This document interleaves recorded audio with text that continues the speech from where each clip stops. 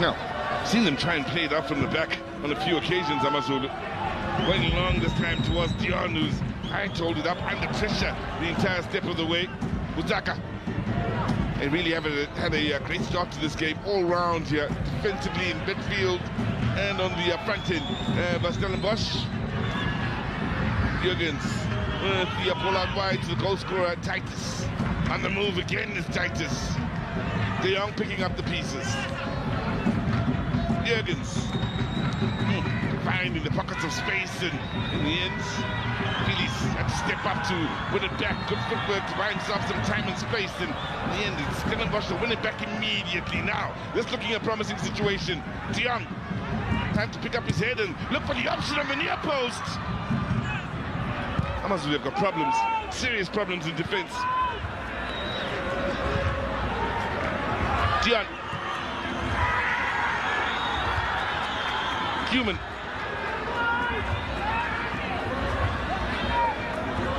Space on the far side opening up here as we approach the half-hour mark. The weather, an interesting factor out at Etegwini. 19 degrees Celsius, 40% chance of rain as of 7 o'clock, as of kickoff basically in this game. Precipitation at 50%, humidity at 87%, the wind at 18 kilometers an hour. 30 minutes gone by, Tura. And Stellenbosch, well, they have had a great start to this game, kept it off with a goal. Amazulu having some slight problems on both sides of the field here. I-depth yes-Stellenbosch iyazicacisa namhlanje. Angeke utsho uba abadlali abanamagama amakhulu beStellenbosch bayifulathele bemkile. Kodwa ngoku into yenziwa nguBhaka uphakamisa abafana sebancinci ngeminyaka kwaye i-competition iyabonakala kubadlali beStellenbosch. Umdlali onikwe ithuba ulibamba ngazo zozibini izandla athi ndizalisebenzisa. Uzibonele ngokwakho ngomzuzu wama-24 indoda enxibe ujezi u-34 nge-24th minute. Esenza izinto zakhe kwela cala indodana yamaZulu. uRowan Human ungene endaweni kacela impilo kulo mdlalo wanamhlanje. El-free kick ibekwa phansi uAbubakar. Kuza kufuneka bagcina indawo zabo i-center backs uMubara kunye noPhillips. Phakanyisiwe le ibhola. Izaba i-corner kick yokuqala efunyanwa ngamaZulu. Izaba i-corner kick yokuqala ezafunyanwa ngamaZulu. Amanqaku ebhodini enqeqeza phambili iStellies ayintshatsheli ezikhuselayo le indebe ye-culling knockout. Anqeqeza phambili ngenqaku elinye eqandeni lamaZulu. amaZulu ayokhutshwa kwi-semi-finals kwisizini edlulileyo. Abubakar Mubara Sompempe sebone umkhonyovu wenziwe ngamaZulu wathi mayibekwe phansi lo bhola siStellies. uAbubakar Mubara uTarik Phillips kuza kufuneka bagcine indawo zabo pha. Ukanti nendodana uMbongeni Gumede noRian Hanamo kuba indlela ababaleka ngayo abafana bayo iStellenbosch. Suswa le ibhola ngasemva. Jurgens beka kakuhle la bhola phambili uJurgens. Uyisele ngasemva la bhola nguTitus. Ankundule iyeka naye ihambe usihle. Kodwa Jurgens akakawuzanga ukufika phezu kwala bhola yokuphuma ngaphandle kwebala. Kwathiwa lo bhola mayiphoswe ngesandla ngamaZulu phethwe nguSikhakhane.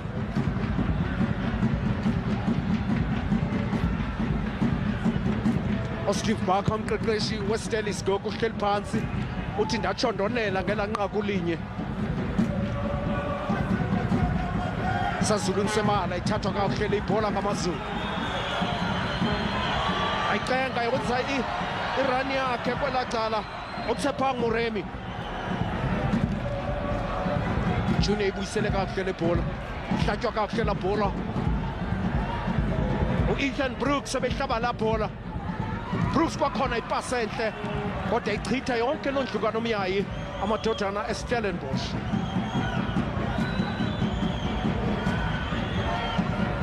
Ngasemva ingathi unathi Mdaka noButsaka bawubabhile umcimbi kwiStellenbosch abafuni kwanto yathathwa lula lo bhola kuMazulu hlatywa lo bhola kwela cala ngaphesheya phaa ngoku Andre de Jong yekhe yahamba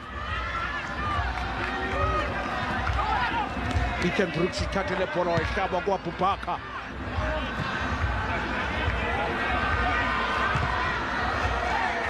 cenga Amazulu abhola wahlala ibhola entle uTshephang wathi ogqiba wenza irun entle uTshephang uyayibiza ibhola kodwa wakhetha ukuyibamba lo bhola ayigcine uMonti Mbanjwa Ethan Brooks Mbanjwa yekela lo bhola kuTshephang Moremi cengwa lo bhola kwakhona ngamaZulu Tariq Phillips engathi sebeyibonile into udefender kwabo deep ilodi bathanayo kuStellenbosch bayithathile le ibhola ihlatyiwe kakuhle Sanele Barnes u-onside wangena eboxini uSanele ufuna uncedo wabetha ngokwakha uyasebenza u-Ofori namhlanje achithwa lo bhola ngamaZulu cenga amaZulu lo bhola phezu ko-center line atagqiba iphakamisa kakuhle ibeka phambili la bhola thatha idive indoda amaZulu uSopepe wathi ayikhona yahlatywa ibhola i-through pass ibihle offside iStellies wow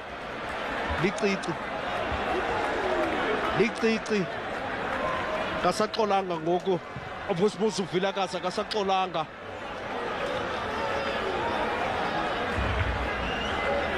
uxinzelelo olubekwa ngamadodana aStellenbosch wow ucingo uMatshisi abhaqwa iStellies kodwa ne-offside Mubari yekela bhola ku-Ethan Brooks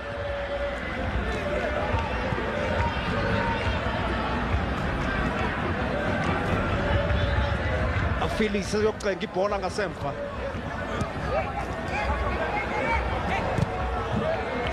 aphansi koxinzelelo amaZulu ba-under pressure ayibaniki ithuba lawucinga iStellenbosch nebabafumana ibhola nje ikhawuleze ifike ibavale Sikhakhane wayikhawuleza iphosa ngesandla lo bhola ayithatha amaZulu abhola ihlaba kakuhle napho Tshephang uzayithini ibhola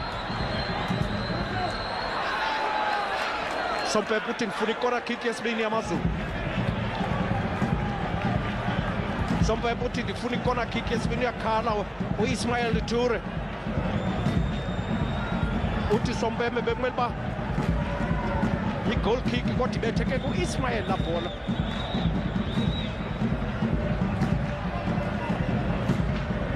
corner kick yesibini yamaZulu Kings Zwelithini Stadium lokishi yaseMlazi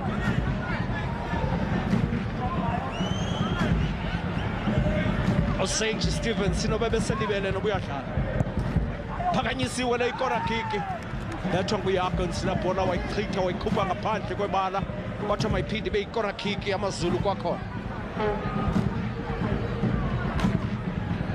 kona kick yabo yesithathu amaZulu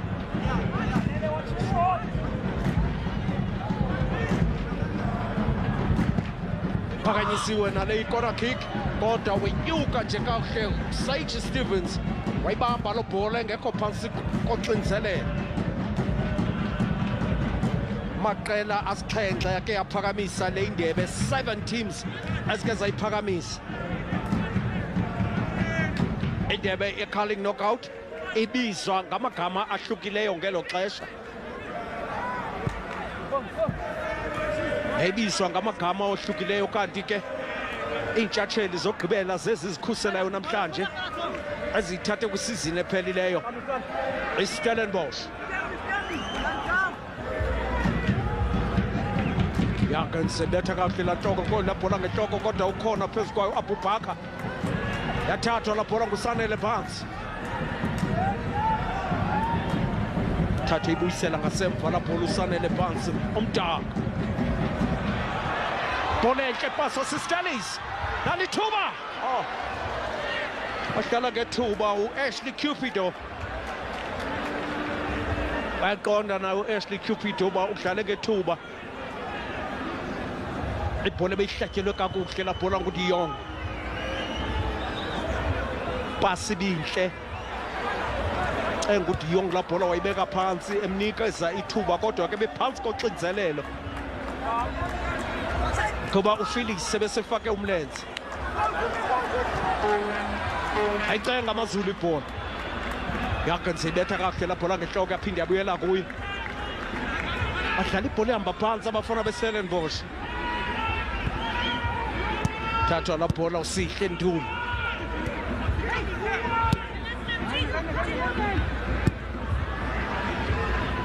Ntuli ebona ba akababona abadlali bakho ayibuyisela ngasemva le ibhola adibana noNathi Mda.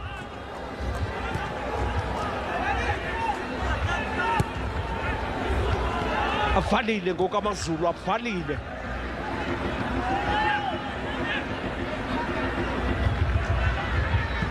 iStellenbosch basazama impande ezizokuvuleka ukwenzela bazasuke badlala ibhola ende kuzofuneka Amazulu athi kwa Sage Stevens. Phakamisile uSage Stevens lo bhola kodwa yokuphuma ngaphandle uyakenza. Baphansi bamtshala ephezulu emoyeni. Kodwa ke lo bhola yaphoswa ngamaZulu. Kuthi faka ibhola uzawubona seyenze njalo ke iStelis.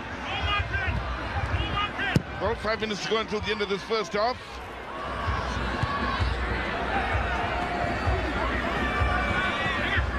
Amazulu yet to really create a clear-cut goal-scoring opportunity. This Butaka, they've been in control of this game. Stellenbosch. Well, when you look at both these teams and look at some of the players that are on show here today, it may take you back to the 2024 COSAFA Cup under Herman Kelele out in Gqeberha. The other players playing out here today were part of that setup in Gqeberha a few months ago. Devin Titus, part of the team, he's amongst the starters here today. Atego Zimtraba is another. Bilagazi cutting a frustrated figure on the side of the Amazulu bench in your picture. Ashley Cupido was also part of the COSAFA Cup squad for South Africa and the Cape Town Spurs at the time before his move. Present here today as a starter for Stellenbosch. Ethan Brooks operating in the heart of midfield here for Amazulu, part of that squad as well.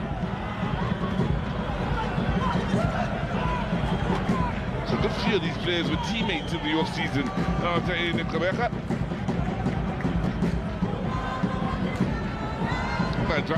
In your picture. Keep in the air.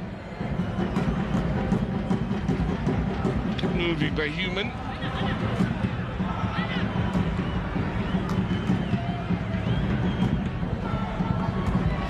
Explosion of pace on the far side, and Amazulu overcooked the cross coming into the near side here. Barnes it is with the clearance, good enough to find Cupido, supported by De Jong. Titus make for options out on that far side with his movement down the line. Now, 3 already inside the box, the 4th arriving. Titus on the byline, ball in! Ooh, problems for Amazulu. They really have struggled to deal with the free-flowing Stellenbosch once they get going out in the wings. De Jong with yet another impressive performance here this evening. Very nearly arriving in the nick of time, De Jong. It took Skakani's coming across from the right back position to deal with the ball on that near post at the expense of a corner.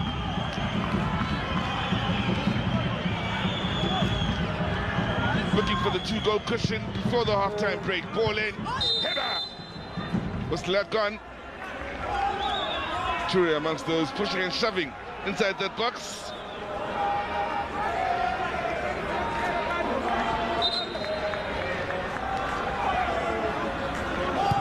Well, you get to see the depth out at Stellenbosch under Steve Barker this season when you consider names such as Onyango, Myron Young, that is, on the bench. Kasadine on the bench. Adams on the bench. Ibrahim Jabbar, the Nigerian that started off the season, seen plenty of game time on the bench. Not part of the match day squad.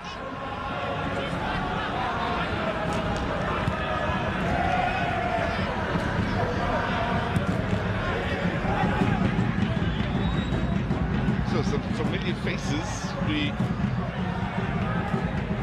haven't seen used by Steve Parker here today, including Taba Mulesani. This is Kakan. Interesting ball. Dealt with by Butaka.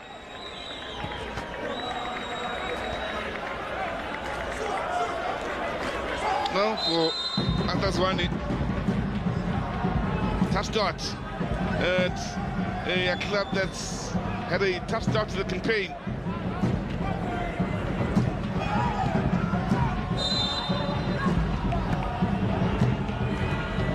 Tough opening 45, yeah.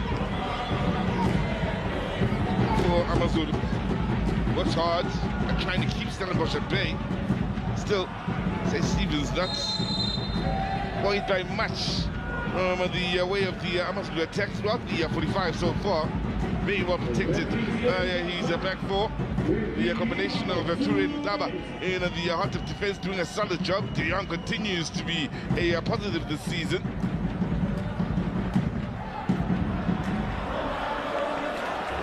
Brooks. The movement here from Amazulu out in the attacking areas. Once again, Ture raising up high. Foul. On Brooks. What they have done well to Stellies is get men such as Butaka to really work hard in that midfield. Whether it's T or Adams, they really do work hard, both going forward and dropping back defensively. It's Brooks, the man fouls.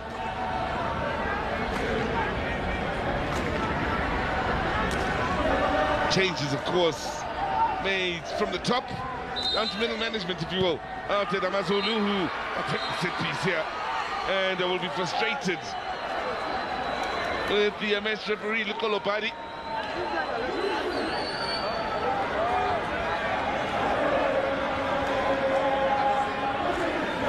Take to the whistle is the instruction.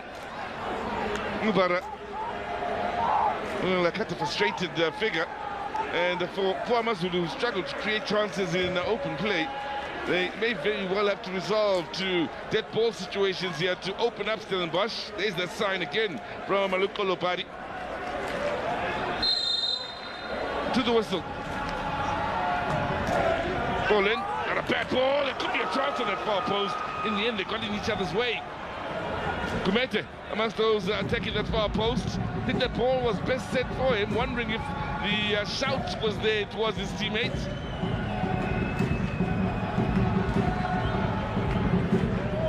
So, slice kick, Stellenbosch late in this half, and that's Amazulu with the dead ball. Outside of that, well, Stevens has been very well protected here with Stellenbosch creating the better chances, the only real chances of that first 45. Titus with a smashing goal to make the difference. They could have scored more. Stellenbosch and may feel they maybe should have extended their lead in that first 45 minutes. Amazulu having it all to do, both defensively and offensively here, to turn things around in the second 45. At the Kings Wellington Stadium, Stellenbosch, the defending champions, that had the better of former champions, Amazulu, with a scoreline of 1-0. Well, there you have it. Goal attempt and shots on target will tell you a story about Amazulu and their struggles here.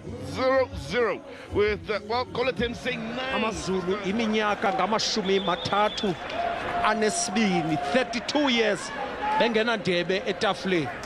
Kodwa bayaya kwi-finals, bafike badlale babetho kwezo finals, bagoduke bengaphethanga nto. Iminyaka ngamashumi mathathu anesibini ukuphakamisa indebe ephezulu, bagqibela ngalena idlalelwa namhlanje, ikhali knockout eyisabizwa ngokuba yi-Coca-Cola Cup ngoko. Sazi kulo nyaka nokuba bazawukwazi na ukudlula kulo umjikelo okanye bazawukhiqwa kwalapha kumaqela okuqala 16. thathwe kakuhle la bhola bayibeka phambili abafana bayingala ithuba elihle like ngoku Nestalis adlule emlonyeni wepali ibhola Ashley Cupido ebona uba akho badlali abenze iruns leStellenbosch bebebabini kuphela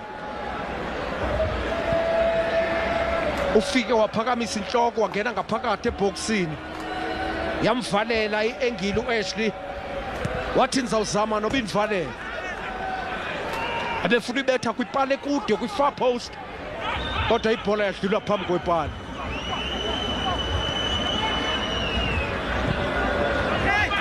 khutshwe ngaphandle le ibhola uba Amazulu afuna ukuyibulala le ndlala yeminyaka engama-32 kuza kufuneka bawuphumelele lo umdlalo kodwa asenza ngasemva Kotaro hlaba kakuhle lo bhola ecankwakhe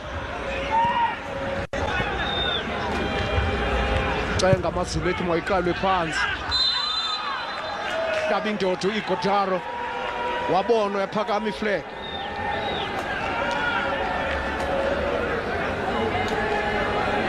Amazulu afuna ukukhawuleza ayilungise lento ngokwesi siqingatha uqala kwesiqingatha sesibini yiyo loo nto bafake abadlali ababini eliqilima idefense o-Athenkosi Bucaba o-Ismail Ture o-Carl Jachens phanga semva uNathi Mdaka abafuna ukuvana ntwana kwiStelis Stellenbosch beyicenga nje kakuhle le ibhola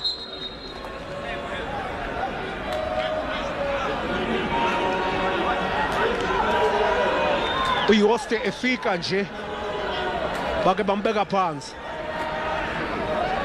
ndoda ekhaba ngenqina lasekhohlo uke waya nakuMaritzburg masijonge ibhola ngoku yaStelis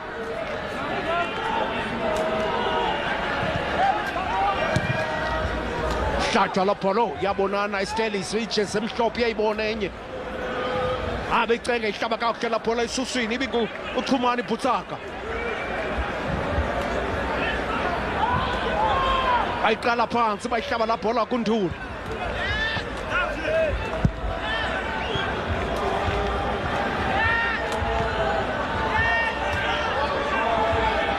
Kotaro ibeka uxinzelelo phezu kwamadoda eStelis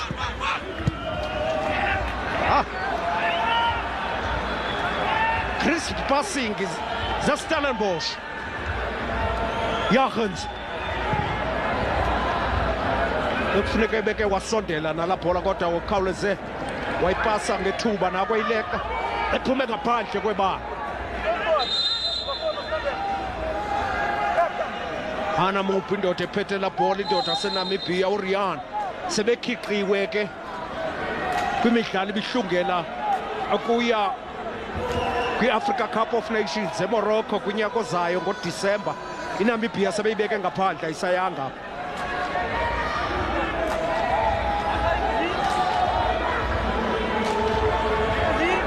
kuza kufuneka bazikise ke ngoku kwi-Betway Stellenbosch hlatywa kakuhle kwakhona la bhola pase zinhle zaStellenbosch uRian Hanamu Sompempe wamthethelela engakwazanga ayicoca ibhola ayisuse okuphezu kwakho uAshley Cupido okuphezu kwakhe uAshley Cupido akhumbule iStelis umujela akekho nakumalalela eStellenbosch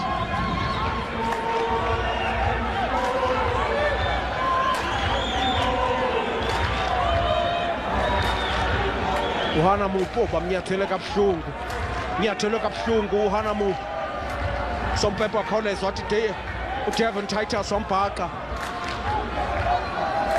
ancuma uSteve Bhaka wathi uneliso Sompempe uyabona Abubakar ujonge nje idefense yeStellenbosch ikhawuleza iyovala yonke ngasemva nantso nala bhola beyi-intercepta nangoku izaba ninzi into kufuneka yenziwe ngamaZulu ukuzama ubridge la defense yeStellenbosch ininzi mhlawumbi uIgodaro angabekelwa i-through ball kodwa ke kuzakufuneka uEthan Brooks basebenze ukwenza zonke ezo zinto ezo.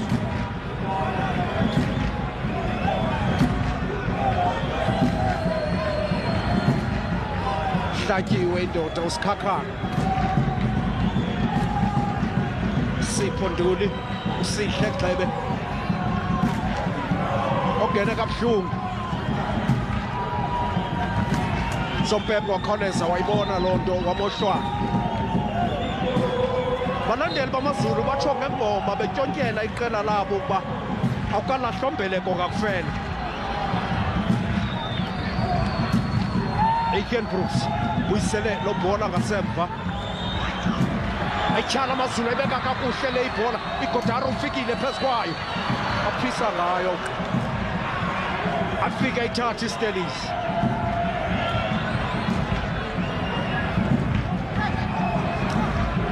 kodwa amaZulu akhawuleza ayibamba ishape upha ngasemva Abubakar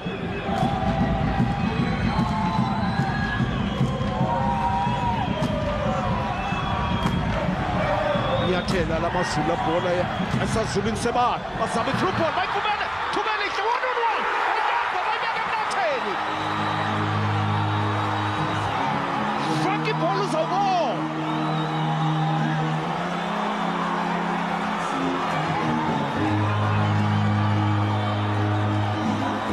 aqala abalandeli bamaZulu akayikholelwa le nto yenzekayo uSage Stevens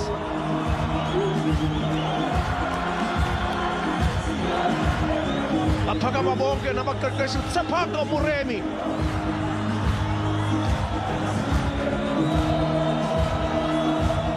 ndodana ehluphayo ekhathazayo wayekhathaza abadlali beKaizer Chiefs ngeyona ndlela bona amaZulu ayidlala enzulu ngaku-center line abethwa i-through ball wafika uTshephanga waphuma uSage wamkhawulela wayilobha nje kakuhle lo bhola phezu kwentloko yakhe. Wow, iskill sakhe uTshephanga iskill sakhe abanye abadlali bebezoyiblasa la bhola uNozidi kodwa umbonile wayibetha wayisika ngecala lenyawo wayibeka kwi-far post kupale kude akayikholela uSage wanomsindo uStevens wathi zange ndabethwa ibhola elohlobo zindala zombini ngoku eKings Olithini Stadium 1-1 mhlawumbi iStellenbosch izawuthini izakwenza utshintsho kubadlali kuba ke bakhona abadlali abangaphandle oJaden bakhona oFawaz bakhona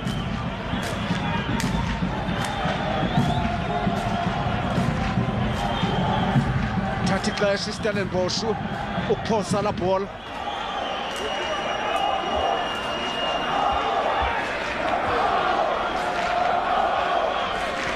bethwa ngentloko kakuhle la bhola kodwa amaZulu azawukhawuleza ichithe iGodaro athi ugqiba wapasa ibhola enhle asprayisa amaZulu abheka phambili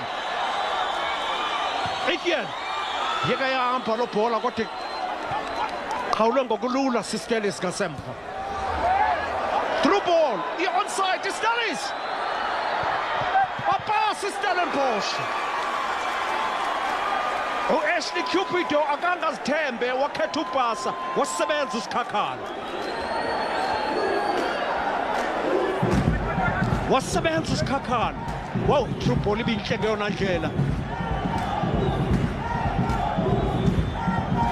usebenzile usikhakhana usebenzile bengazukulenza ixesha uRichard Ofori kula bhola bhola izaphosa ngesandla ngoku uKhali Jachens uyozaphosa le ibhola bethwa ngehloko lapho ukuthi yonke lithuba kwakhona leStellies sihle Sompempe bese khona into ayibonileyo phambi kokuba uSihle Nduli akhabela ibhola yakanse beyifake kakuhle la bhola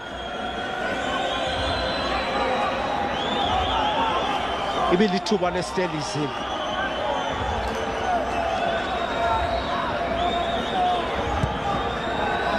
Yabuya kwakhona ibhola waphuma ngoku Richard Ofori awutogqiba wayithatha lo bhola wayilahla ngesandla sakhe ayithatha lo bhola kwakhona iStellenbosch yacengwa la bhola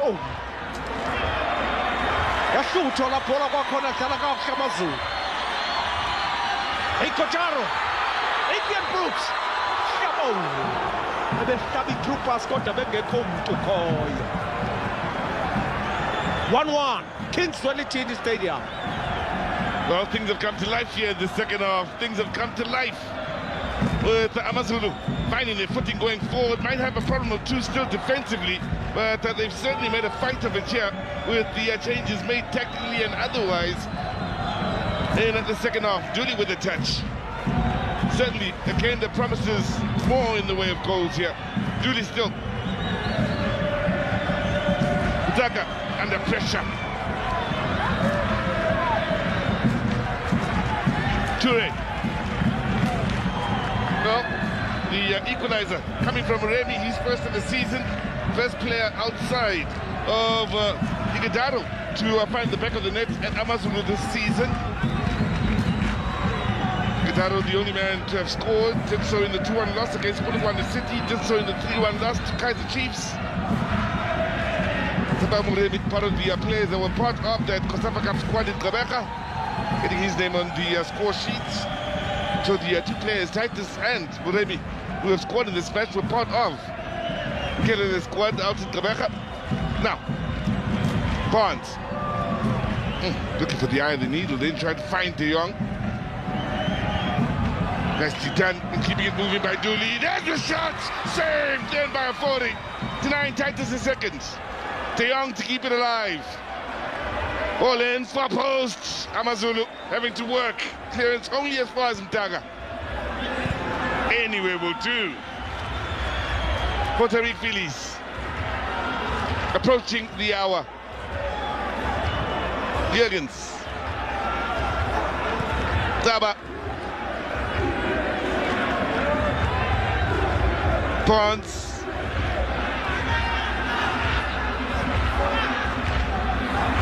Mtaga having a very good game here this evening is Mtaga. Barnes. Mtaga on the move out on that far side. He's done well with the movement. Just needed a better first touch. Maybe the defender's presence there putting him off, but chances going the way of Stellenbosch. Titus with yet another shot where Ofori has done some stunning work here in keeping Amazulu in this game. Lovely little ball through. Great first touch. Why not? With the shot then. Got down well. Did the big Ghanaian. Denying Titus his second of the night.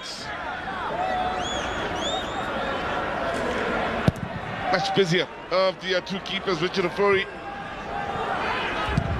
certainly was kept busy in that first half with what, 6 shots on target from Stellenbosch. Phillies going back to the Ghanaian from Accra out in Ghana.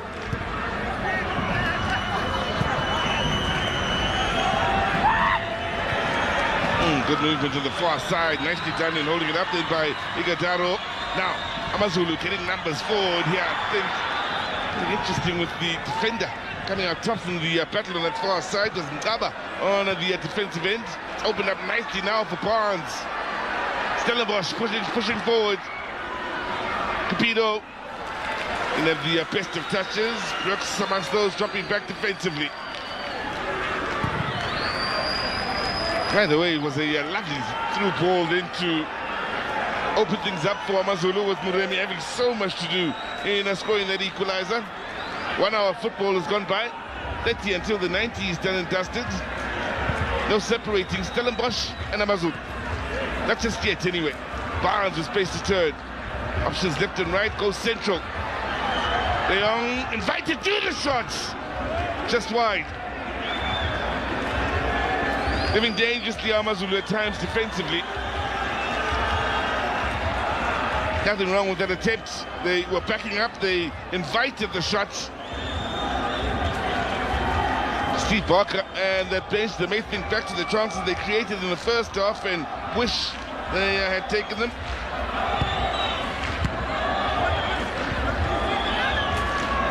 Lily. De Jong. The play out to the far side by Stellenbosch in the end. Going through the ball, through the man to get to the ball. Zamobara, who's gone into the referee's book here for the yellow card.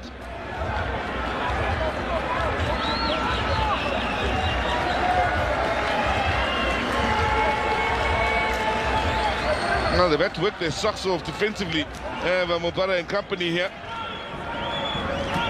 Cupido looking to roll the defender.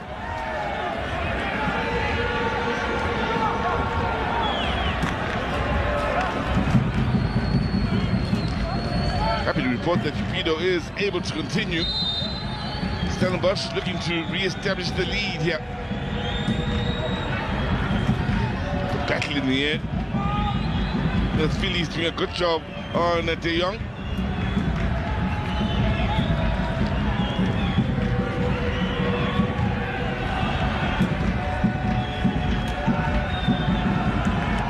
Gojaro looks under pressure, still able to keep it moving here. Good vision, lovely ball, nicely done. As Amazulu look to push up field here. Marem under pressure from Jurgens. Goes shoot at it again here on this near side.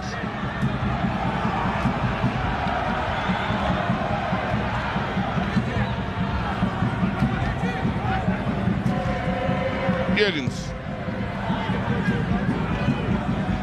De Jong losing out to Mubara. That makes for a nice matchup as well. De Jong and Mubara. It's had a very good game as Andre De Jong, the man from New Zealand. One goal in the Betway Premiership as the change being made here.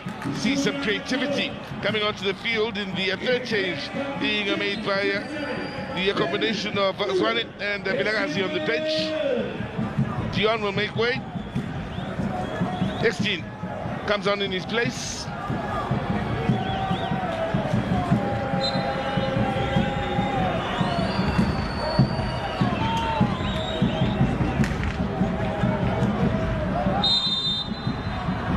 Yester and Igadaro, the other men to have come on here in the second half. Well, they'll be making changes of their own. Stellenbosch looking to one man who's had a stunning season so far. Getting kitted up, that being Basadin.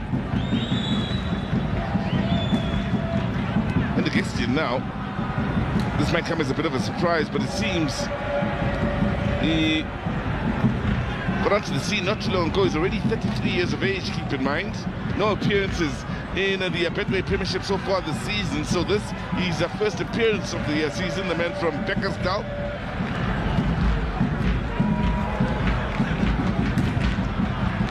So getting his first few minutes of this campaign is Extian.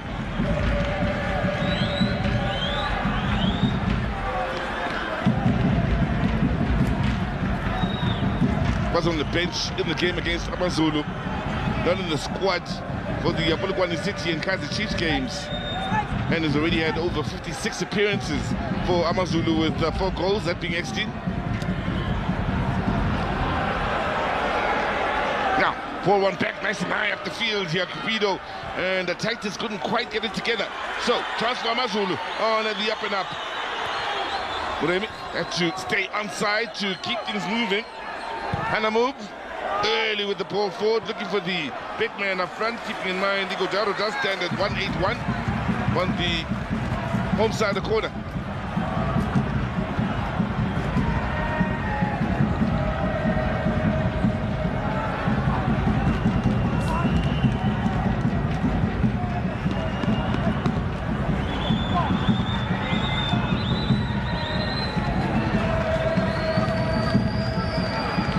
So here's one of the men that's coming off the bench here, Yester, to try and look for the likes of Phillies and Igodaro inside that bench with the outswinger.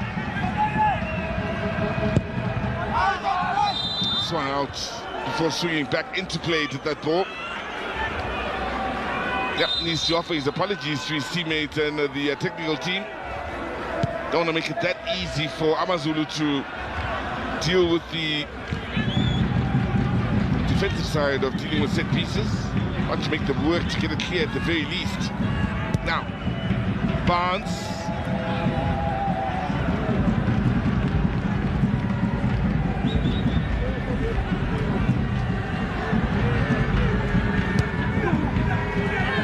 Have up the tempo somewhat here in the second half of Amazulu.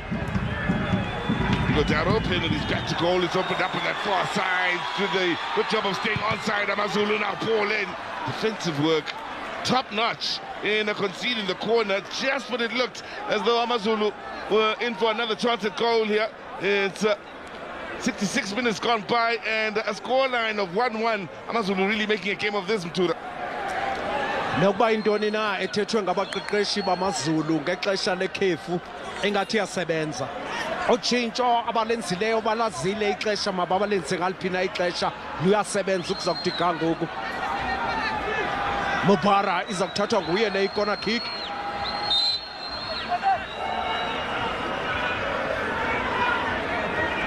Hana Mupu nakwesiza ngokwakhe ngokuriana. Ubuza kumncedisi kaSompepe ukuba le bhola ikwindawo eyiyo na. Kuthiwa akho ndawo yiyo ibukisele ngasemva. Hana Mupu. Phakamisile uRian la bhola. Phansi yaba yi-handball kodwa. Uyakhatha uphansi wayibamba ngesandla le ibhola usindile. Wathi mayiphinde beyi-corner kick yoSuthu. Inyoka elihlaza ivukile. Bayibuyisela ngasemva le ibhola i-corner kick. Sebenza iStellenbosch. Umuntu masimncome amava kaRichard Ofori unawo namhlanje.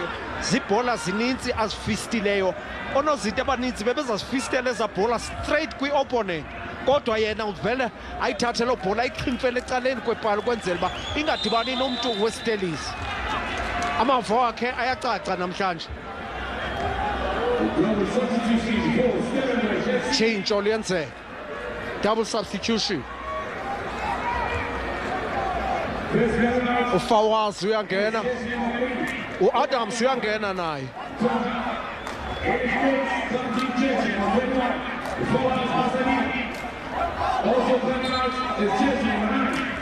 Amkhuphile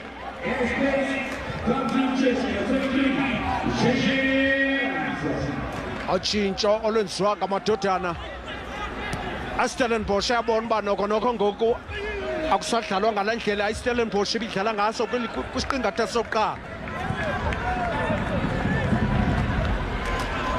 Bathi masenze utshintsho sibone uba utshintsho luza kuthini na. uBasadini besimjonga uba ingaba indoda eza kuvela xa kusekuzawutshixwa umdlalo ngoku. Sompempe ohlwaya uSanele Barnes. Hlwaya uSanele Barnes uthi mayibekwe phansi le ibhola. uSanele akasabonakali kakhulu kwisiqingatha sesibini ngokusomdlalo.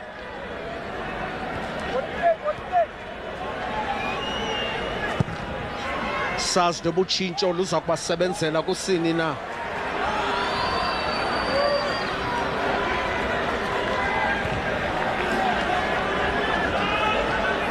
Azijula ijacu Amazulu. Yakens cenga la bhola uYakens.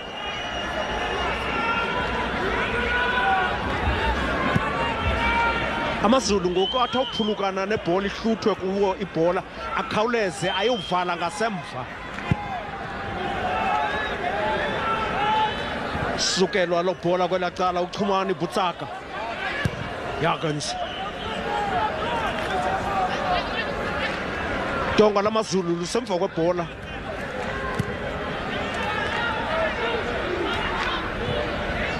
Sabambena amaqela linqaku linye macala omabili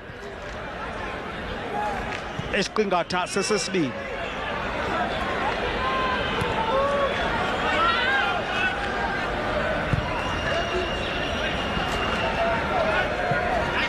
Pasa kakuhle la bhola kodwa uphezu kwayo usikhakhana. Ayithatha Amazulu le ibhola. Thatha ngokulula la bhola Stellenbosch. Amazulu yazirefra ngoku. Stellenbosch 1-on-1 nganobungozi le ibhola bayipasela Amazulu. Bayipasela Amazulu. Yakons. Awusihle Nduli.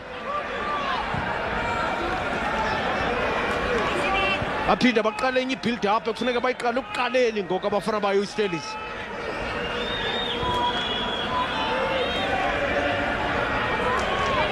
Utsaka Yakens uyajonga uba ngubani na ofree, akho mntu free kwiStellenbosch. Amazulu ancamathele emadodeni amakha nyana namhlanje nasi ibhola icengwa kakuhle kwela cala Stellenbosch.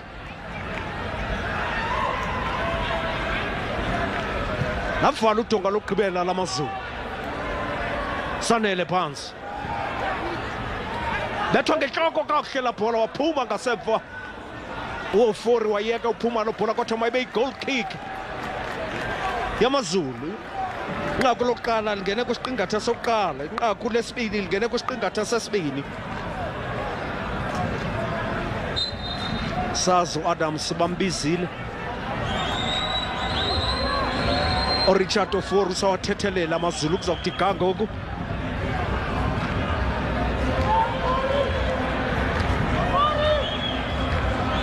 Bethwe nje kabuhlungu yila bhola kaDevon Titus sebengekho nto benokuyenza.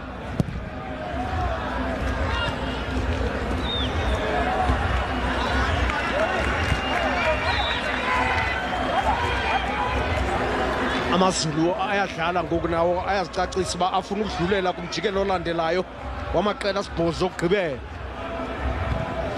iStelis zintshatsheli ezikhuselayo ukuba bayakhiqwa namhlanje kuzokufuneka bakhulijise. Sikhakhane pasi ibhola kakuhle.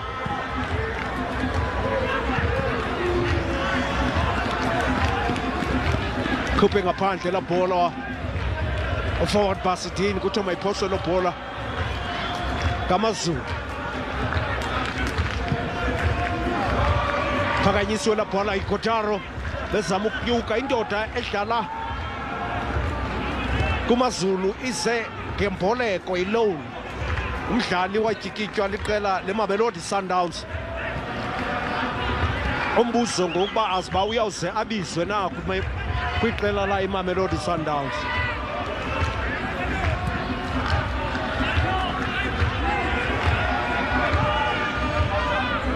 iStelis abasalenzi ezaruns zokubaleka nebhola abasazenzi ngoku kwisiqingatha sesibini.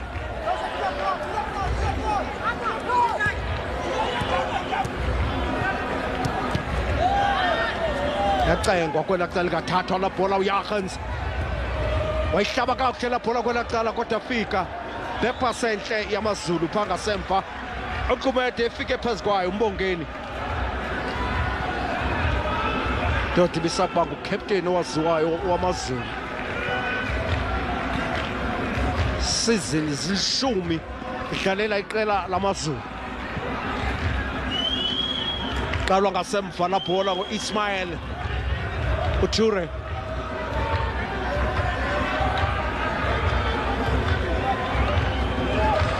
Ayibamba iStellenbosch. Letha ugqiba yathatha ibhola uSompembo onikezela i-free kick kwiStellenbosch.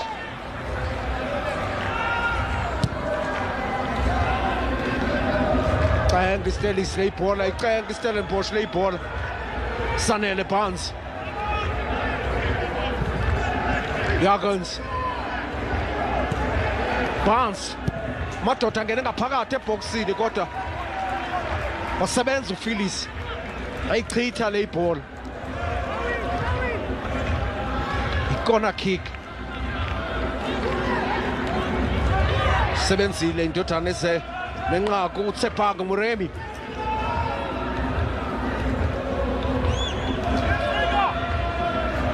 Sebenzile uTshephaka Muremi.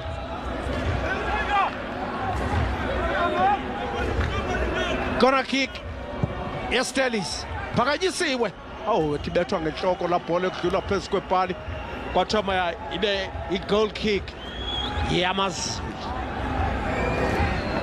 15 minutes to go until the 90 minutes is done and dusted, and well, much improved performance from Amazulu in the second half, that's for sure. The 92 champions of this tournament, and a different sponsor, of course, back in the day. Space to turn here, Brooks looking to Muremi. Early ball, in fact, the cross-cup shots. They nearly caught Stevens off his line. Zwane happy with what he sees here in the second half. Body language from the Amazulu benches, much improved here. The beauty from Zwane and the Bilagazi point of view is that the ability to have made the adjustments necessary after a first half where they were clearly outplayed here. Made two changes right at the start of the second half. Tactically things shifted around as well. And there's your goal scorer hobbling off.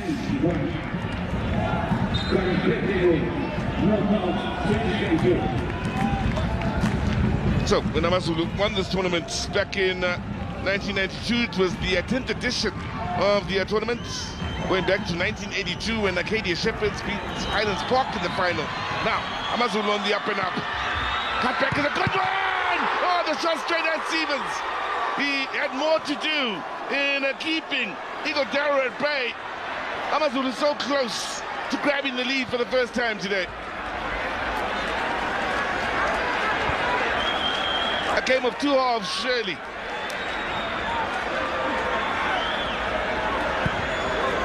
Before he certainly played his part in keeping Amazulu in this game, keeping them within a shout by the end of that first 45. Now pace. And Stevens taking all out before him, including a teammate. Man who's taken out here is Mtaba by Stevens. That was beautifully done with the interception on the far side, and there was still a lot of work to do here in finding the teammate. The cutback was perfect for Igodaro. Almost a carbon copy of the goal scored by Stellenbosch in the first half. Certainly hit the sweet spot either side of Stevens, and Amazulu would have been off celebrating.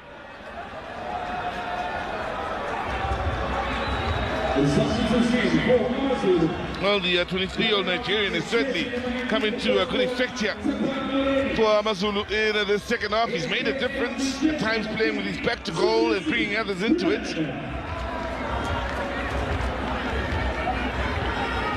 Chiefs the most successful side in this tournament, as we confirm yet another change being made. The latest of the men on. And off the bench is Kunene.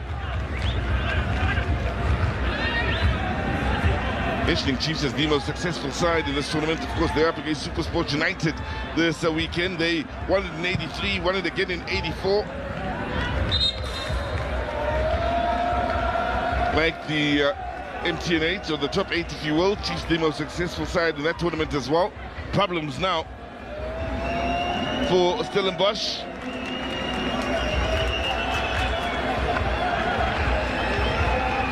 Minutes to go until the end of the second half. We may need to start considering extra time.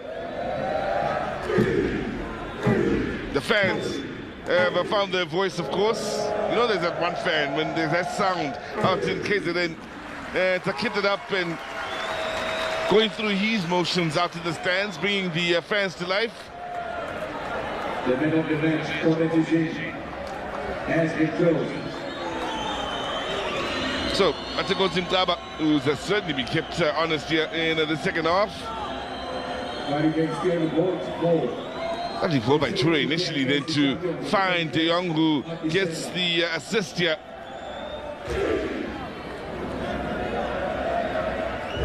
And the New Zealander enjoying his time against his former club, Amazulu, keep in mind. Came to South Africa via Amazulu, joining them from eastern suburbs out in New Zealand before a brief stint out at Royal AM, and then joining Stellenbosch.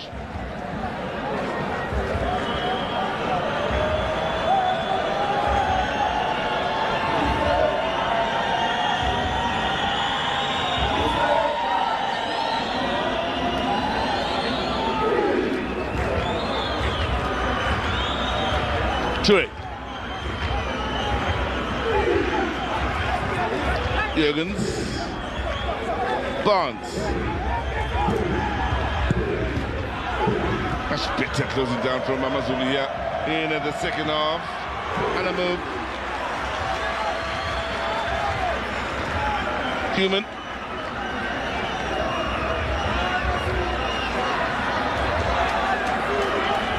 Daro is another that really contributed positively since coming off the bench. Now, Adams, speaking of men that are coming off the bench and trying to shake things up. That's it in.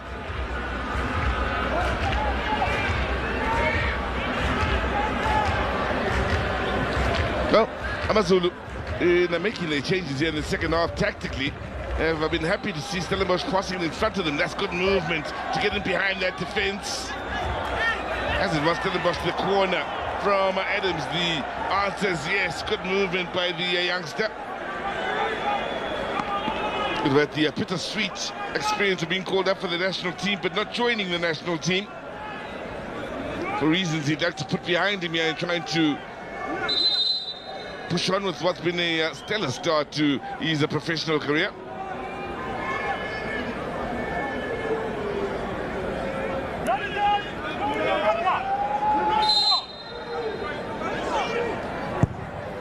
Swinger, near post! Pounds. De Jong then couldn't steer it goalwards. You remember he broke the save out of Richard Ofori in the first half with a similar set piece.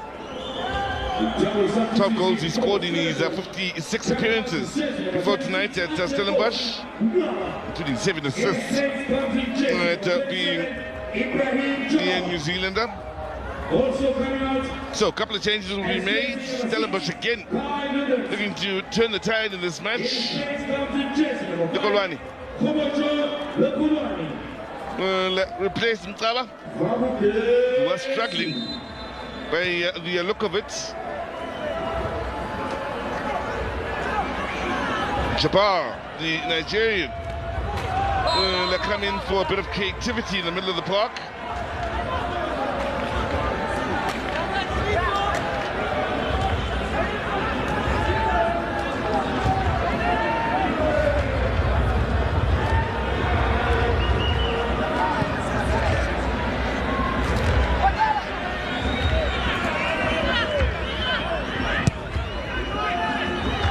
Nice turn. US just couldn't find one of the two men making the movements up ahead of him.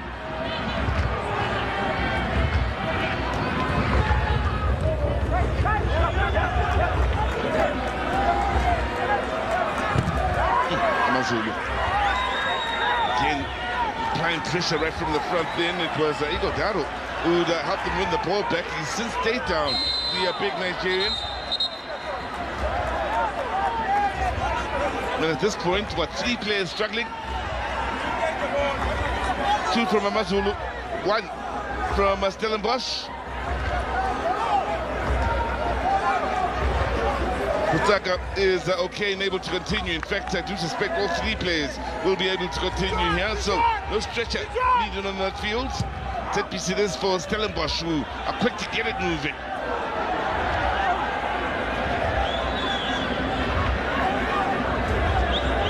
Very interested in seeing who the frontline player is for Stellenbosch, with Cupido having made way. I do suspect it is Titus now. That's the furthest forward.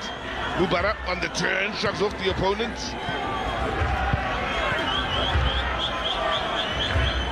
Adams there to win it back.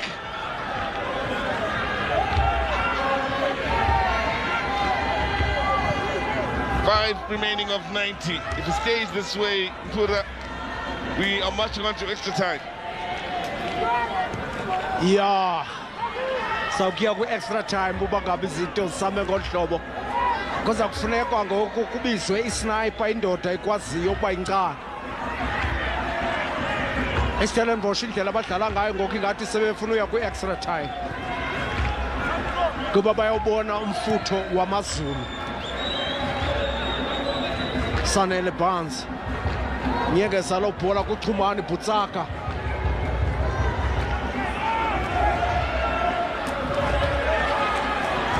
Afika ithatha le bhola amaZulu. Stellenbosch kuyafuneka ibuye umva ngokuyovala ngasemva.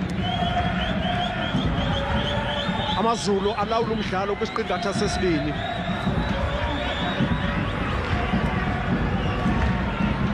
Phakanyiswe kakuhle le bhola kodwa ebethwa ngenhloko ngasemva kaMazulu. Hanamuphu ufikile phezu kwayo.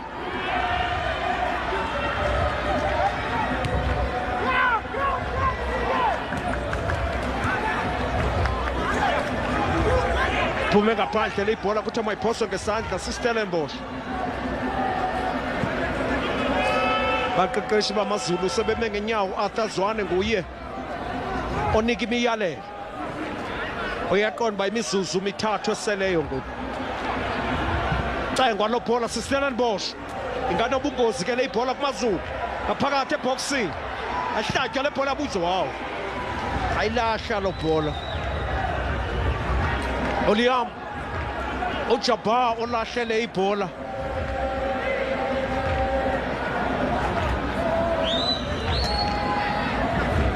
Ayilahla uJabba ibhola inikwa kakuhle baba kabethe.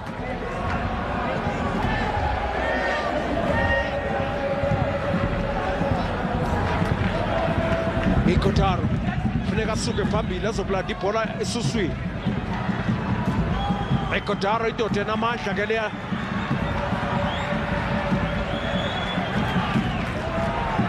Abubakar yashiywa kakuhle le ibhola yadibana uHanamuphu ibhola yamaZulu.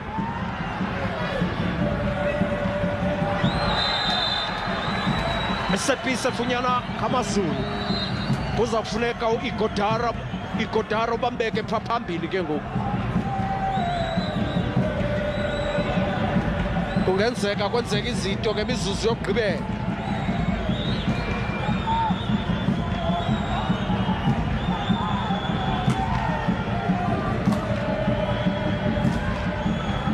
Ndoda afaka inqaku elihle kulena isizini kumdlalo weligi. Bedlala nePulukwane City. AmaZulu eqonda ba ingaba ibhola yokugqibela yawo lena kwesisiqingatha. Nathwa ngenhloko echithwa le ibhola. Icorner kick yamaZulu.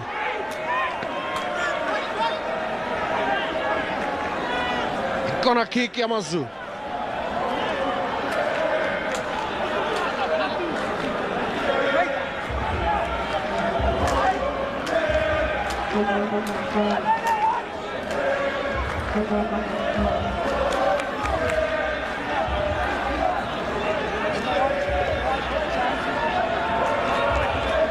Corner kick ithathwa kuYoste wamaZulu.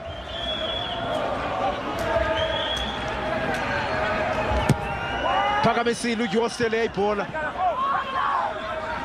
Bethwa ngenhloko kodwa khawuleza iphakamisa amaZulu wayilahla uSikhakha. Wayilahla uSikhakha.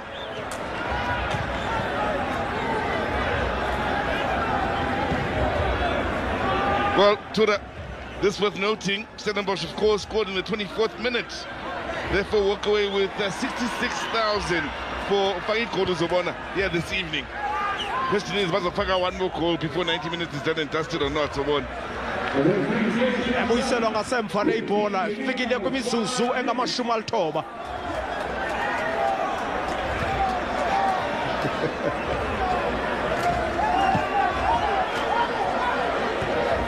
Haya phela amaxesha ebhodini. Thatha lo bhola iStellenbosch ekhuphela ngaphandle. Hanamuphu wakhawuleza. Usopepe wathi lo bhola ibisabaleka phansi. Otshintsho kwiStellies kwakhona.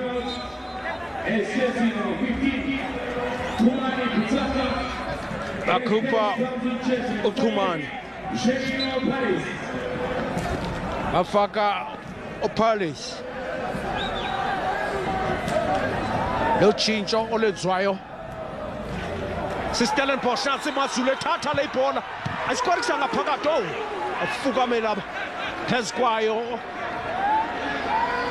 Osage Stevens imizuzu mihlanu esinikwe nguSompempe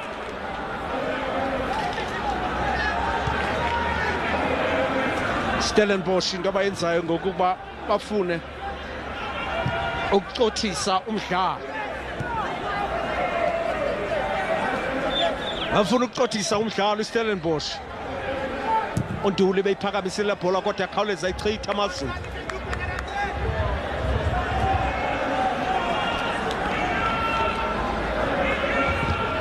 kwisiqingatha sokuqala Amazulu akanga kazamele ezipalini kwisiqingatha sesibini bazama babhaqanto babhaqa inqaba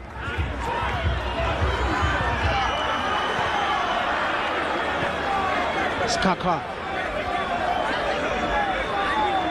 indoda isanda kungena umsindisi kunene besukela la bhola ithathwa siStellenbosch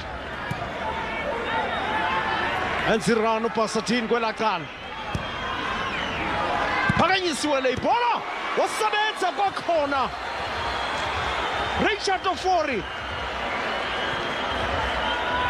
akayikholelwa nale into uAshley Cupido wayivala yathula la bhola uRichard Ofori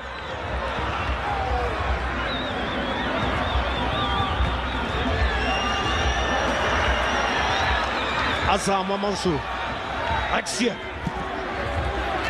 ibhola yakho ipase kakuhle ehlaba Amazulu wabanja uIgodaro offside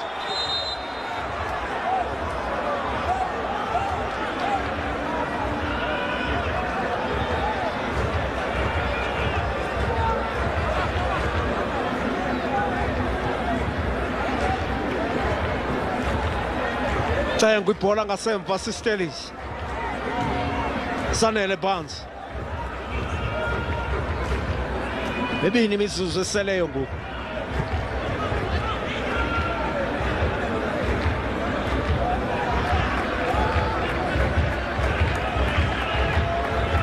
Stellenbosch i-build up zabo ngasemva asibonakalisa ubungozi Sanele wazama ukuqhumula ngene ngaphakathi kwebala wathi ogqiba ibhola yakhe yabethwa ngenhloko yachithwa Sompempe wanikezela i-free kick kuMazulu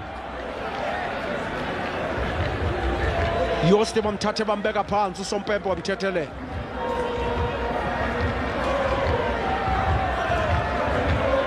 siyaya ku-extra time ukuba izinto zisame ngolu hlobo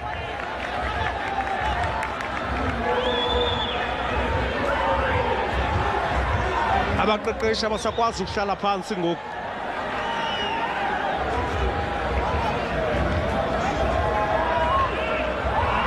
abaqeqeshi bamaZulu baphakame bonke free kick Hanamuk phezu kwebhola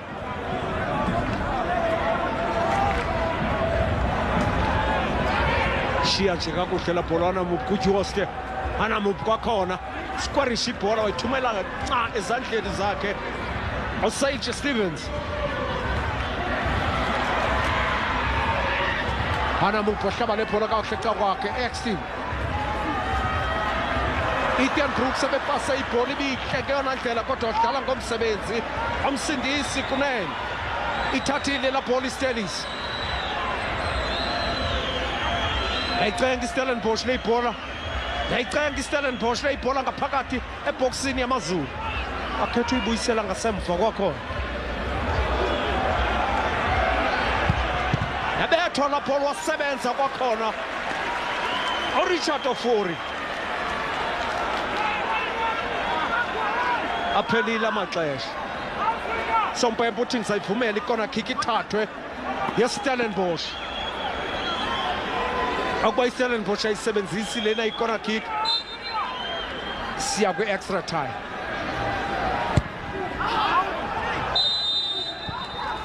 akhala uSompempe wathi mayibekwe phansi lo bhola saphela isiqingatha wathi makuyiwe kwi-extra time kwakumdlalo wokuqala we-curling knockout sekusiwa kwi-extra time bhola ibisikweriswe kakuhle sistelis ethi uyabetha uDevin Titus indoda ikore inqaku lokuqala lalo mdlalo indlela u-Ofori anamava ngayo u-Ofori ibhola uziqhintsela ecaleni kwebhali akaziqhintseli kwi-opponent zinjani izinto kuphela kwesiqingatha sethu sesibini ku-1-1. And it's Amazulu now to attack the goal to the right of your picture, while Stellenbosch will attack the goal to the left of your picture.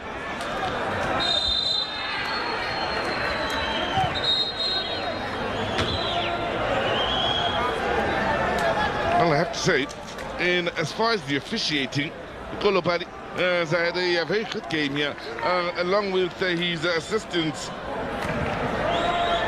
Mungelo Charlie and Oscar Choteti, both official here this evening in Siabong and Gomo. Clean game of football we've seen for the most part.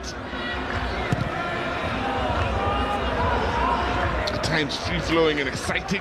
If you are just joining us late in this encounter.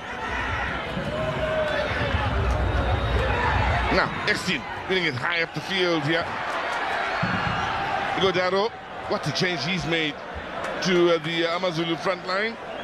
Keeping in mind it was Junior Dion, the Ivorian, who just started the match, battling against his countryman in Ismail Toure.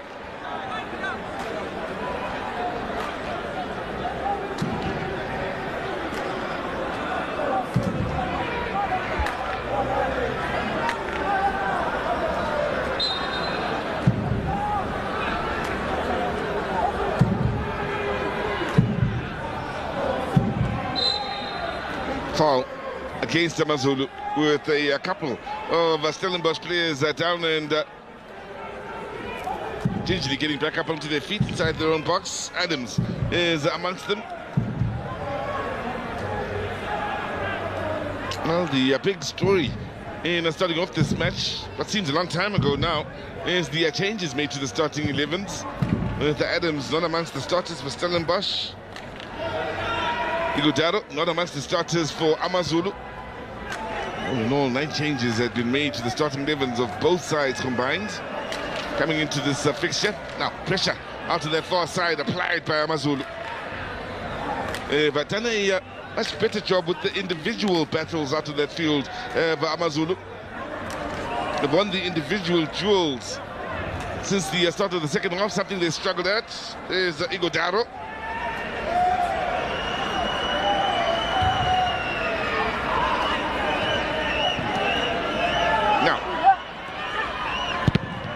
Chance to try and send in the early cross.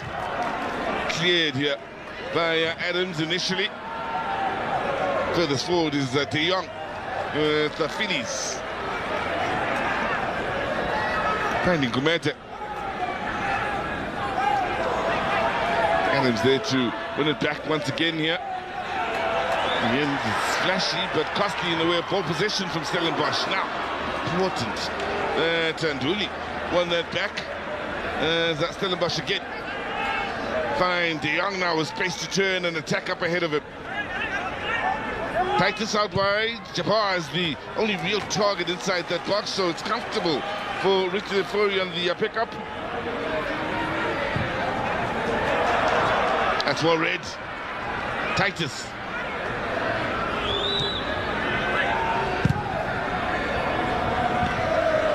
It's Jabbar. Shot off the challenge. The shots! Looking for the top corner.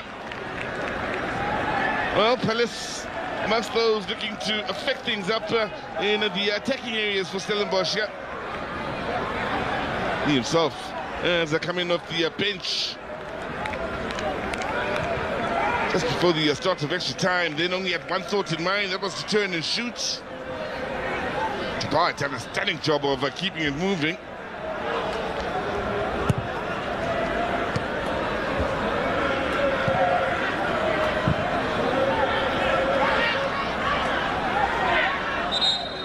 So Stellenbosch looking to re-establish the early momentum here in this first period of extra time. By the look of things, at the bit of go of things since the game restarted. Now, bit of a problem here for Amazulu, and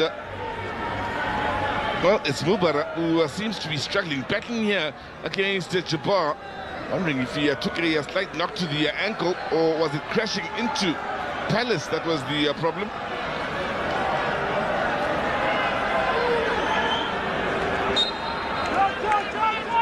Well, he is one for the hard knocks. Is Mubarak up on his feet and able to continue with the game? He'll give you an honest 100% shift just about every time you see him out there, whether it's a good or a bad day, before he continues to shine between the sticks. Now 30 years of age is the Ghanaian.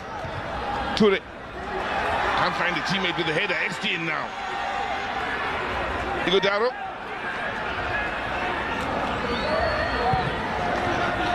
Amazulu probing. Stellenbosch having numbers back defensively.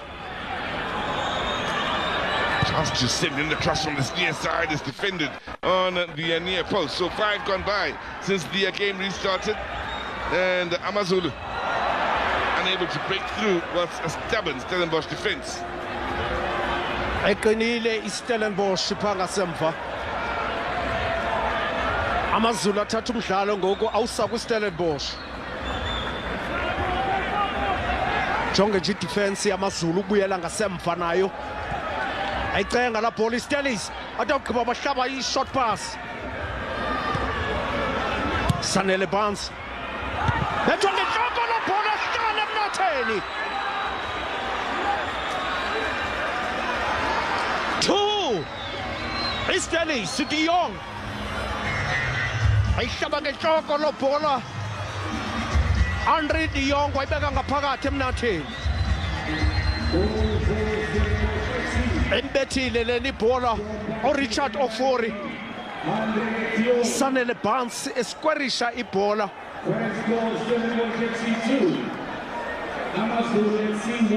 Sanele Barnes wayibamba la bhola wayicenga wagqiba ucinga wavela emva kwedefender. Wayibetha ngenhloko wayibeka emnatheni le ibhola. De Jong. Defender yamaZulu ikhethe uphakamisa umlenze endaweni yokuba umbongeni Gumede ngenze bhethe. De Jong wafika phezu kwayo ngenhloko wayibeka kwikona ebesuka kuyo. AmaZulu ngoku kuzafuneka kuphinda aqale phansi.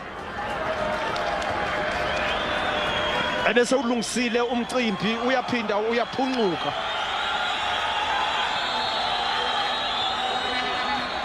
Ayicenga AmaZulu le ball. Faka la ball uJuwaste kodwa akhondo ukuthi bikhona eMaZulu.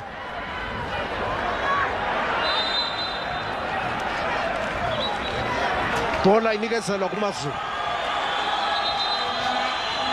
Yaqala yatsho nenswahla yaseKingswell Ithini Stadium. I-defenders alamacala omabini zidlalile namhlanje. Kona kick yamaZulu.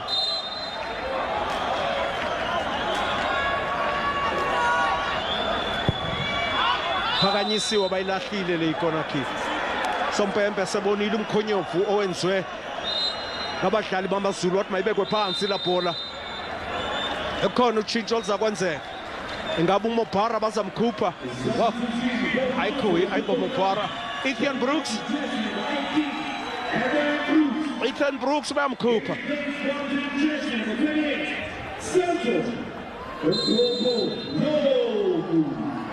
Letshintsho olenzwa ngamaZulu ke olo. Usenzo Ndlovu nguye ongena ngaphakathi. Bakhupha uBrooks. Bafaka uNdlovu. Ayicenga iStellenbosch waphinda kwakhona uSanele Barnes. Inganoba ungozi le ibhola. Oh. Kodwa yakhawuleza isukele iStellis le ibhola. lenhle Amazulu ayithatha iStellenbosch ibhola. Henry de Kock ubuya ngasemo phambili azokulanda ibhola ngasemvo senenqaku lesibini leStellies.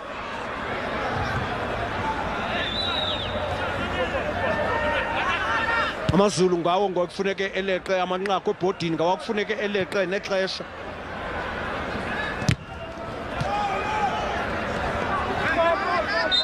Phakama iflag kodwa mayibekwe phansi lo bhola eSuth. Titus bohlwaya yena ndoda esenenqaku lokuqala.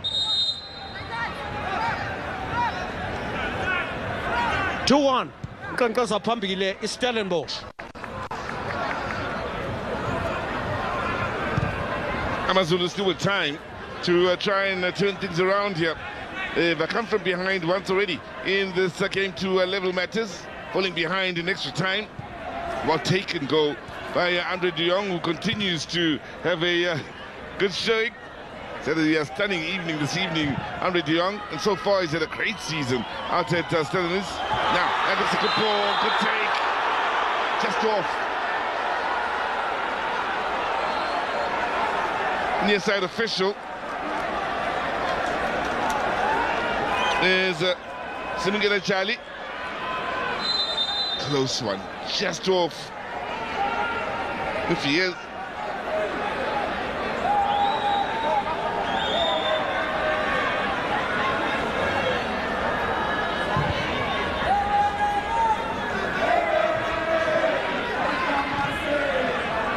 Yes, sir.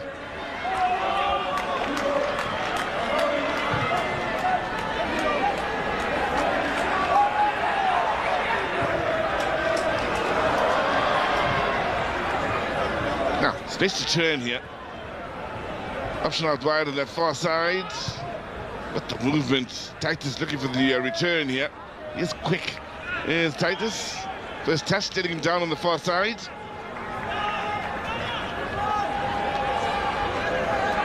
Now, one thing Amazulu fans will love about this performance is the improvement shown between the first half and the second. They certainly had a bite about them and fight about them. Question is there more fight in them in the time that remains in this encounter? Need that one result to Amazulu. One feels that will help them get the first win of the season and maybe just turn their season around, get their confidence up. Could be in a slight bit of bother here with Titus having options, left, right and center. Keeps it on the right with Adams. Shot from range. Ooh, that was hit well. Straight out of for it. Taking up a good position, the Ghanaian. Looking for options here under pressure. Here's Yesta.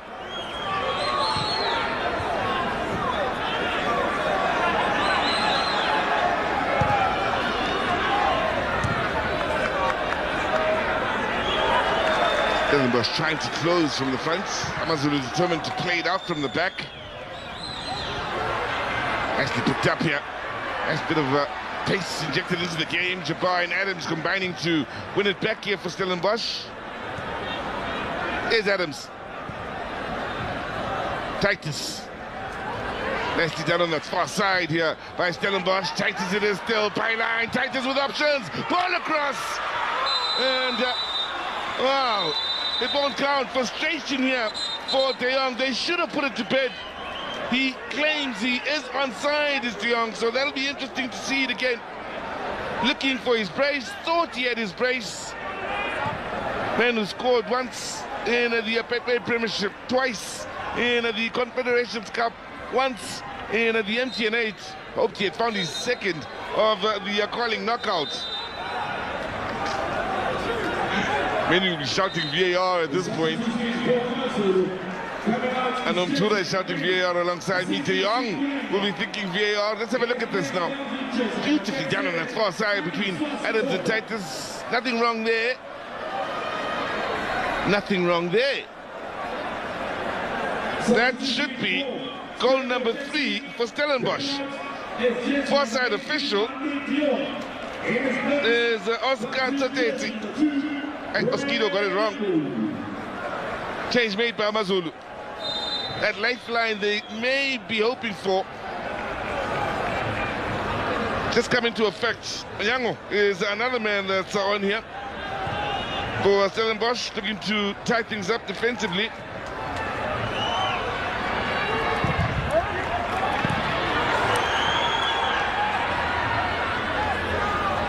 So, controversial moment in this match. In a season that's in its early stages, it's already had one or two, in fact more than just one or two, refereeing moments that are worth talking about, including the final we've just had. Is another big talking point here in starting off the calling knockout.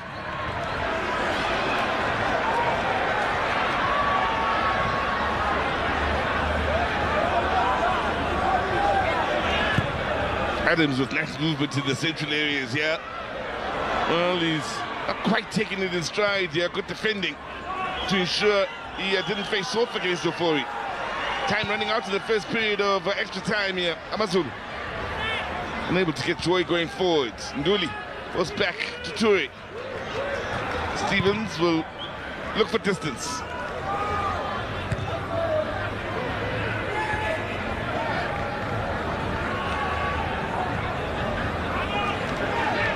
Basadine.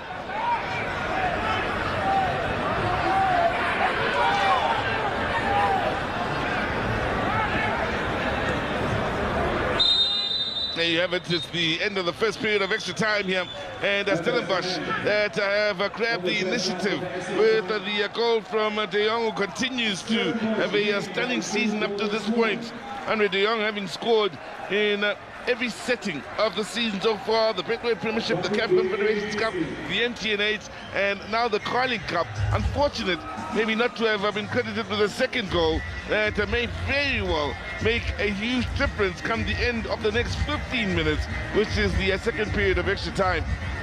Seemed to have been in an offside position, argued otherwise. But, well, it was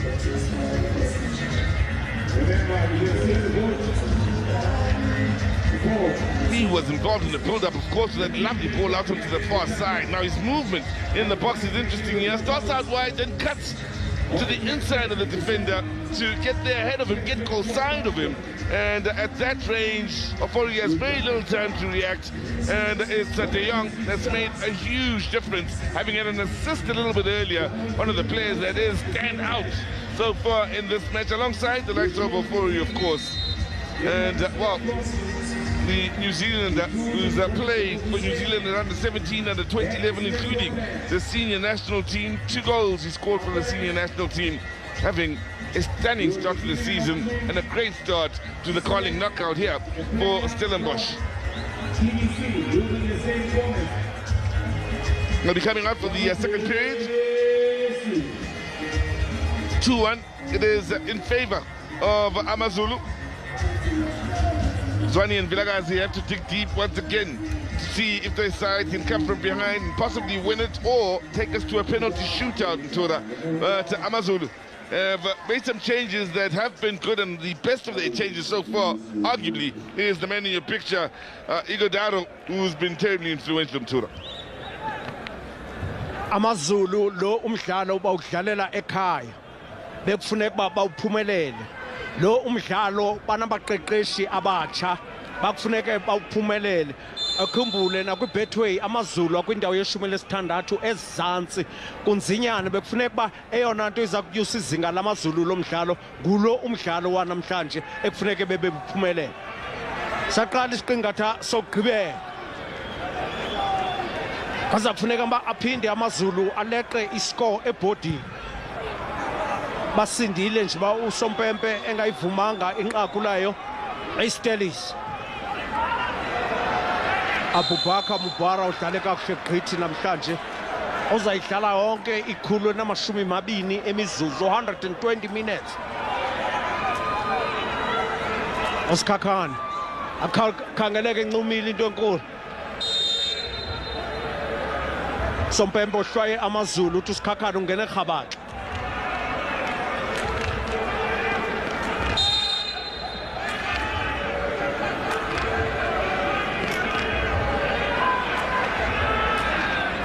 Ball iza kususwa nguSage Stevens ngasemva.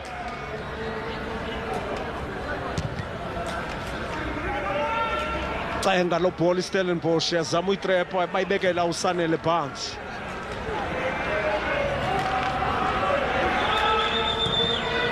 Sanele kwakhona icrosses zakhe sibenhle namhlanje uSanele.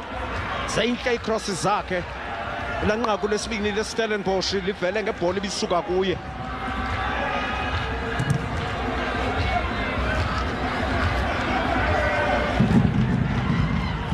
Amazulu ecenga lo bhola ngoku. Ayibona ba maxesha yatshona uandiswa Sithole usengene ngaphakathi kuMazulu. Ibench yamaZulu iyaphela ngoku. Ibench yamaZulu iyaphela ngoku. Lo tshintsho balenzileyo nali ithuba lamaZulu.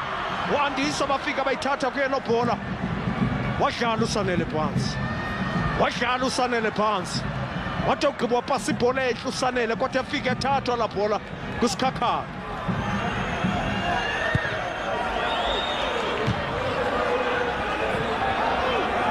Cenga lo bhola ibeka phansi ngoku eStellenbosch.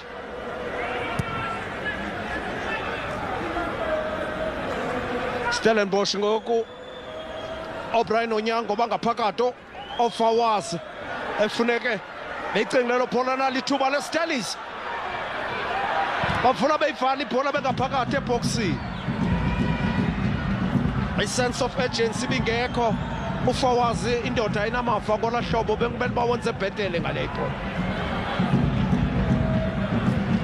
Yokulandwa ibhola ngasemva iKotaro.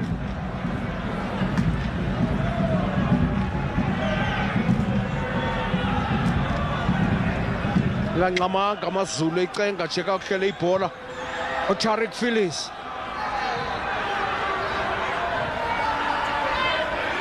Adlala nangoko amaZulu kwesisiqingatha. Phillips. Hanamut. Usindisa uzayithini le ibhola phezu ko-touchline Hanamut. Bayibuyisela ngasemva kuPhillips. Juaster. Epasi ibhola enhle amaZulu ke ngoku. Bupara. Akhawuleza amaZulu nakusindiswa kwakhona nale ibhola. Hanamut. Phillips. Tariq Phillips. Opasi ibhola enhle ngaphakathi uzawuskwarishwa le ibhola. Funa iintloko zamadoda Foni. Thuba lamaZulu. Nabaphucula. Hanamut waphinda wabuya nebhola. Ngetshoko. Goal kick. Sayiphakame yonke ibench yamaZulu. Abaqeqeshi, amalalela. Ibhola edlale kakuhle ucabanga lasekunene, bayisquarisha kakuhle la bhola. Ahlala ngomsebenzi. AmaZulu. U-Extin indoda enamava bekumele bekwenze bhetele uyaziwa. Uzwane umfake ngomazi u-Extin akayikholelwa uArthur Zwane le into. Uthi indoda enisuka kunayo kude kangaka ndiyithembile ngamava.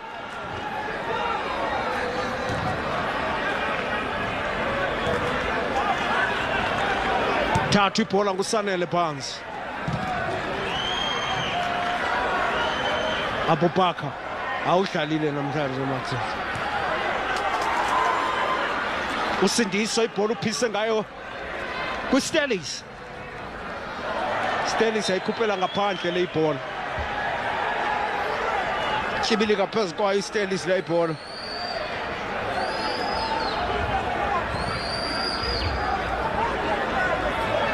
Liyahamba ixesha kuMazulu. Abubakar.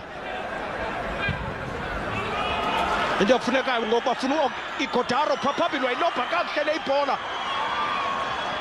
Kodwa afika yachithwa lo bhola ngasemva. Stellenbosch. Ismail Toure wafika wayichitha yonke lonto. aphinda abuye Amazulu nebhola iGodaro nako zama uziposition ufuna uBT offside trap iGodaro ngejoko wasebenza uSage Stevens kwakhona ayikholela ibench yaMazulu lekibonayo izaba i-corner kick yaMazulu 2-1 Stellenbosch yamba phambili. Stevens keeping Stellenbosch in the lead. Well, for those of you that may have been watching our broadcast right from the beginning, you may remember when it started off in studio with Lompo and Dr. Kumalo had a feeling that the goalkeepers would play a huge part in this match. I'll tell you what they have. Doctor was right. Ofori denying what could have been maybe 3 or 4, possibly more for Stellenbosch. And Stevens now keeping Stellenbosch in the lead. Doctor was so right. Now, Phillies. Amongst those looking to launch attack after attack. And Stellenbosch, oh, that's beautiful. Strike at a play then from Igodaro. Spoke of Josh Journally a little bit earlier. He's strength in the air in the 92 final against Kaizer Chiefs. There's a man who's got something similar. The Nigerian stands at 191, powerful in the air, is Igodaro.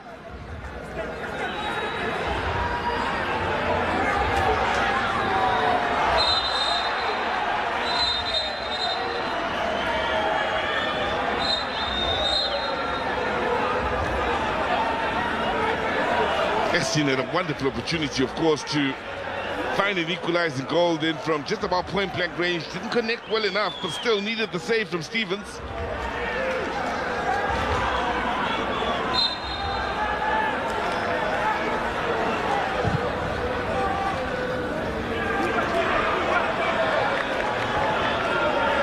Again, you can expect Phillies with the last touch then to push forward on a good number of occasions now as they start to launch some long balls forward, to being Amazulu in desperation, of course, trying to get back into it.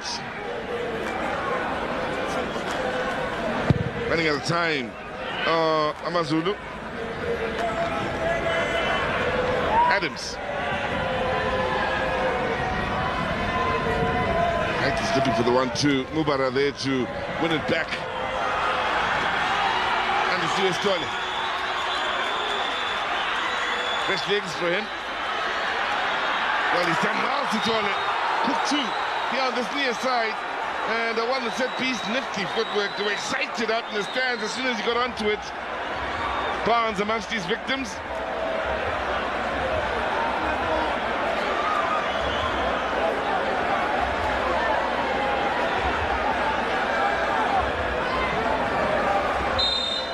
Time running out for Amazulu. Boy, have they put up a fight in this match. Toilet with enough height to add to the numbers out in attack. The decent ball in.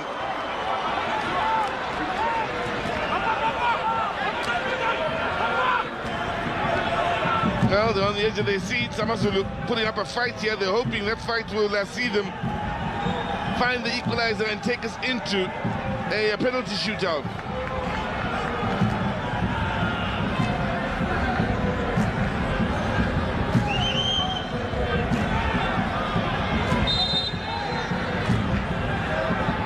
Praying for that equalizer. Assam.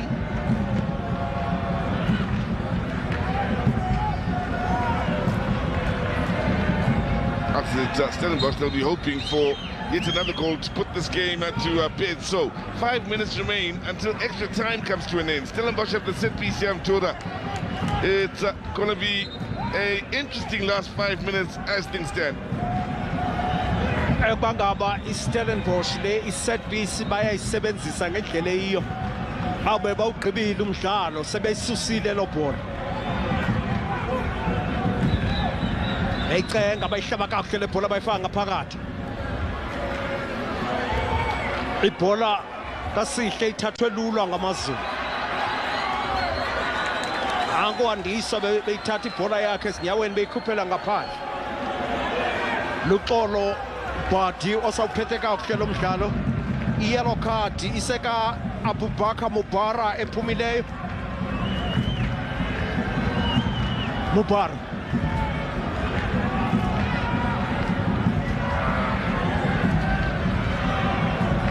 AmaZulu kuzokufuneke azame cebo liphi ngoku iStelis ibuye yazokuvala yonke ngasemva. Ayeka lo bhola usanele Barnes iphepha nje kakuhle Obama yophuma phezu kwebyline ukwenzela uba iStellenbosch bazokufumana i-goal kick.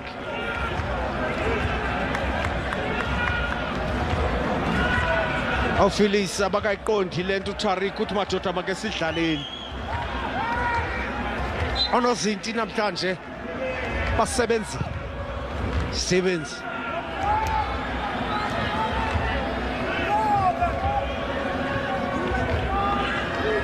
Mubara upase kakuhle la bhola. Tariq uyachithwa la bhola ngasemva siStellenbosch bayilahle ngaphandle kwebala. Ibench yamaZulu ayikalahli ithemba. Ibench yamaZulu ayikalahli ithemba. Hanamup ne throw in yamaZulu wabhena bethe ngaphakathi kwamadoda lo bhola abakwazanga na nakwabubhakha wabethi into ebuhlungu wayichipha naleni ibhola Stevens wayichipha naleni ibhola uSage Stevens wayisindisa iStellenbosch kwi-penalties okwangoku yikona kick isusiwe. Sompempe wohlwaya amaZulu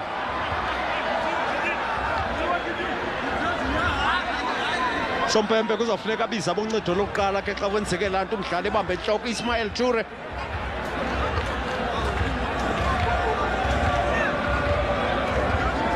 Onyango uyahleka kuthiwa Ture phakama ndoda kuyiwe indoda yase Nigeria ayikangemchathe tu emgudle njengomzimba. Mubara ebebethe ibhola ibetha kanye ngasepalini abanye onozinti bebezayiyeka la bhola athi izawuphuma ecaku kwepali kodwa Sage Stevens wathi ayikho wayichimfa akayichimfela kubadlali wayichimfela ecaleni kwepali.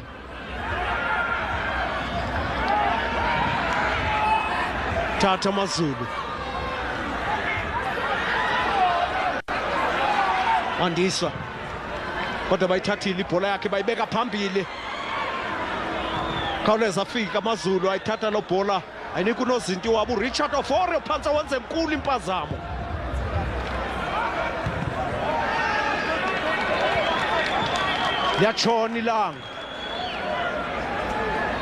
Liyatshona ilanga kumaZulu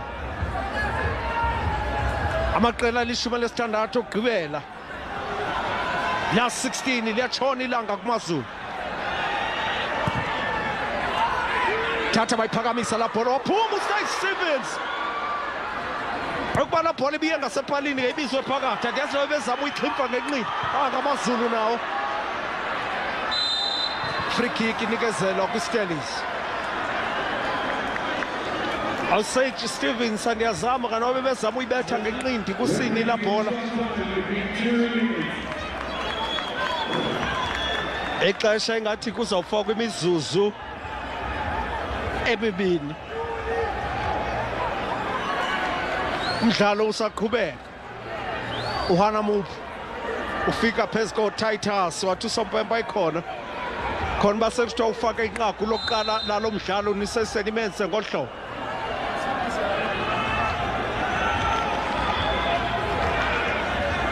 Athi khona basekusithiwa ke madoda ufake inqagu nimdlale ngolhlobo. Malalela AmaZulu ayantshontyela nawo ngokwawo ngoku. kuza kufuneka bazithumele phambili ibhola. Hlatywa lo bhola iphumele ngaphandle kuthiwa mayiphoswe ngesandla ngamaZulu. Sompempe uthi awukapheli umdlalo ningava ndiyivuthela bolikhole Mpempe. Phakanyiswa la bhola nguSikhakhana. Felix sebebheke phambili ibuyisela kuHanamuntu. Andiswa. Say Stevens waphuma wayikhomba wayibamba phezulu le ibhola.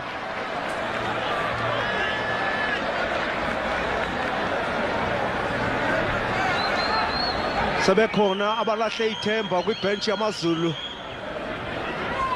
Ndodana ifake inqaku elihle lamaZulu ayibona nayo uTsepang Muremi. Akayikholelwa ukuba bayaphuma namhlanje. Hanamuntu.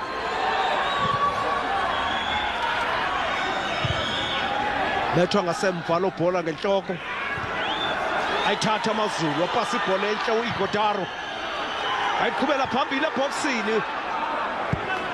Felix ayibetha lo bhola kodwa yokuphuma phezu kwe-crossbar. Kodwa mayibe i-goal kick yes-Stellenbosch FC.